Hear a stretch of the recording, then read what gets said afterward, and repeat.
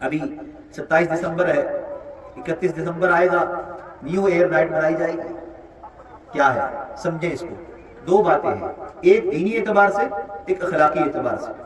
دینی اعتبار سے ہمارا سال شروع ہوتا ہے محرم میں، محرم میں، لہذا ہمارا تو سال ہی نہیں ہو رہا ختم، تو ہم کس چیز کی خوشی منائیں.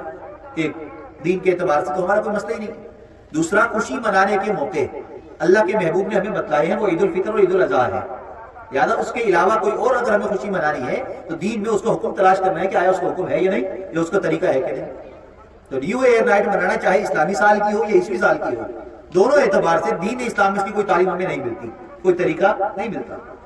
تو اس کے دینی اعتبار سے نیو ایئر نائٹ منانا جائز ہی نہیں ہے، اس کی سیلیبریشن کرنا جائز ہی نہیں ہے، اس کی خوشی کے کیک کاٹنا جائز ہی نہیں ہے، ناجائز ہے. اس کے لیے پٹاخے بجانا ناجائز اور حرام ہے. لہذا اس کام میں جو بندہ بھی شامل ہوگا، چاہے وہ خود شامل ہو یا اس کا پیسہ اس کے بچے استعمال کر کے پٹاخے بجا رہے ہو، ہر شخص گناہ گار ہوگا اس کی سیلیبریٹ کرنے میں. اخلاقی اعتبار سے اگر دیکھا جائے تو اس میں فائدہ کیا ہے؟ فائدہ کچھ بھی نہیں، نقصان ہے. سال ختم ہونے پر ہمیں خوشی ہونی چاہیے یا غم ہونا چاہیے؟ غم ہونا چاہیے. اس لیے کہ ہمارا عقیدہ اور ماننا یہ ہے ہر انسان کی موت کا وقت مقرر ہے، لہذا ہم اپنی موت کے قریب جا رہے ہیں، تو موت کے قریب جانے پر ہم خوشی مناتے ہیں. اگر ڈاکٹر صاحب کہہ دیں کہ 6 مہینے آپ کے باپ کی زندگی ہے، اس کے بعد ان کا کچھ پتہ نہیں، 6 مہینے بعد بس لاسٹ، اس کے بعد جا سکتے ہیں، وہ 6 مہینے مرتے مرتے سارے گھر والے گزاریں گے کہ ہمارا باپ جا رہا ہے، اور مرنے والے بھی جائے گا میرے پاس 6 مہینے میرے دن کم ہو رہے ہیں.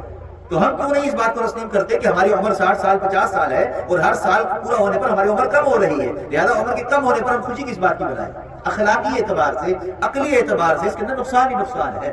لہذا نیو ایئر نائٹ منانا، اس کے لیے باہر نکلنا، بائک کے سلنسر نکالنا، پٹاخے آتش بازی کرنا، فائرنگ کرنا، اگرچہ قانونی جرم موجود ہے لیکن اس کے باوجود بھی ہم عمل نہیں کرتے، تو کم از کم اخلاقی جرم کو اس کو سمجھے کہ اخلاقی اعتبار سے بھی گری ہوئی حرکت ہے. لہذا اس کام سے خود بھی ہم بچیں، دوسروں کو بھی ہم بچائیں. اخلاق پر ہم خود چلنے لگ جائیں گے تو ہمیں دیکھا دیکھی 10 لوگ ہمارے پیچھے آنے لگ جائیں گے. اللہ ہم سب کو دین کی سمجھ اور صحیح عمل کی توفیق عطا فرمائے.